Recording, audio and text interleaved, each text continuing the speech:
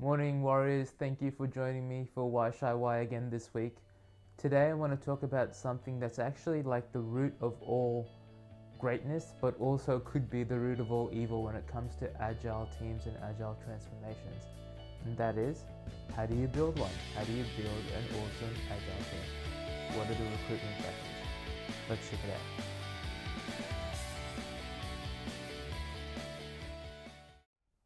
out. Okay, cool. So you're in a situation where you've decided that agile is the way you're going to go.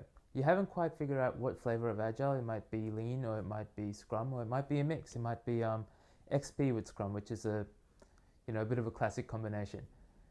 At the moment, though, that's not where you really want to be devoting your time and effort and research. What you want to be thinking about right now, guys, is where is my team? What is my team? Where am I getting my team from? Those sort of things. You want to think people. I know that's a cliche, but they are the most important part of your agile transition, of your project, and of delivery of your project. So you want to be thinking about that straight away.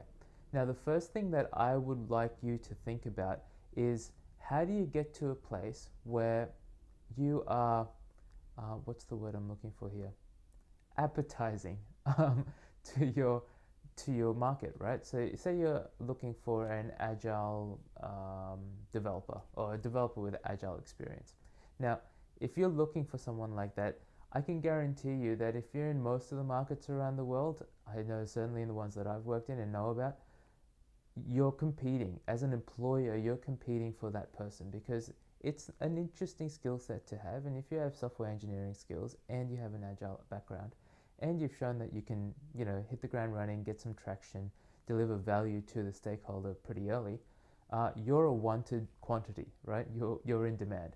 And so what you need to do is start thinking about, how do we appetize these people to come in? Now, it's interesting I came up with this word appetizer, because I liken this idea of becoming a little bit more, appetizing to um, health and fitness, which is, I know, weird, but that's kind of the two things I always think about: agile on one hand, and when I stop, I start thinking about health and fitness. So let me tell you a quick story. I was quite overweight, and started realizing, no, I never really realized that. And what ended up happening was, I was forced to do a Sunday morning run. So we'd wake up at 4:30 in the morning and we'd go for a 7K run. Now, I say run, but I was walking most of it when I started. The incentive for me was a croissant and a coffee at the end of that run, from one of my favorite patissiers. So that was like the thing that got me up in the morning. That was the one little change that I made in my life, right? And I thought, okay, cool, I can do this. I'll make that one change. It's just Sunday mornings. I'm good to go. What ended up happening was that I realized that, for example, if I had a glass of wine the night before on the Saturday night, I actually got worse at jogging. I felt like there was this headwind potentially. And because of that, I stopped drinking wine the night before. And I was a bit of a wine buff, right? I was one of those people that would, swash it and all that sort of stuff. So I stopped drinking wine the night before. And then I thought, wow, okay, I'm running better. Then I realized that if I had a heavy meal the night before, that would help me run better as well.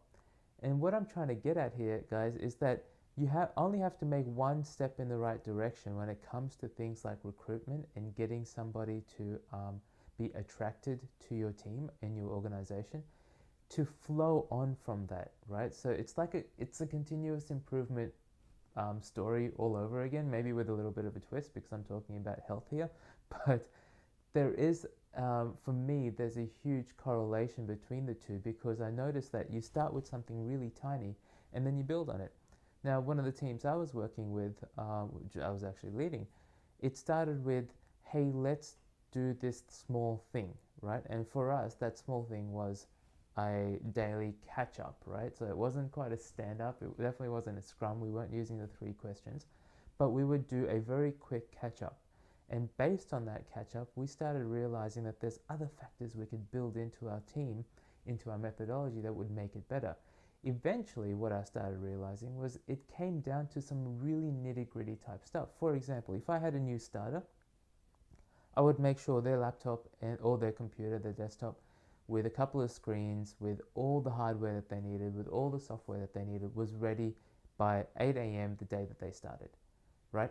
That sort of thing is quite detail oriented, let's put it that way. But what it means is as soon as you have a new starter, they feel comfortable, they feel like they're welcome, they feel like they've been planned for, right? Earlier on in my journey, I would sort of ask people to come in and they'd either borrow a laptop from beforehand and use so like a hand me down or a second hand until their new hardware came, or they would sit around doing absolutely nothing until they had some hardware to actually work on. Now, that might sound quite insignificant, but when you're starting as a new starter in a new organization with new people around you, a new team culture to fit into, all these things are really different. So you want to keep a few things quite steady. You want to keep a few things in control of the new hire. The new hire wants to control the desktop theme of their machine. They want to control where they sit. Those sort of things are the things that you want to have ready for them. So when it comes to recruitment of agile teams, guys, think about this. Do not recruit for necessarily for skill set. Okay, sure, that's important, and you probably want to find someone who at least understands your tech stack, but recruit for mentality, recruit for attitude, recruit for potential. Okay, because once you've got that, what you want to do is nurture that, and one of the first things you want to do is make your new hire feel really welcome. Alright guys, so that's it for today. When it comes to recruitment, start with something small and build continuously, get it better and better and better. Get to the point where all you're thinking about is how do I make this person more comfortable in this team? How do we make them assimilate into the team and have a great hire for forever? Cheers guys, have a good week, we'll see you then.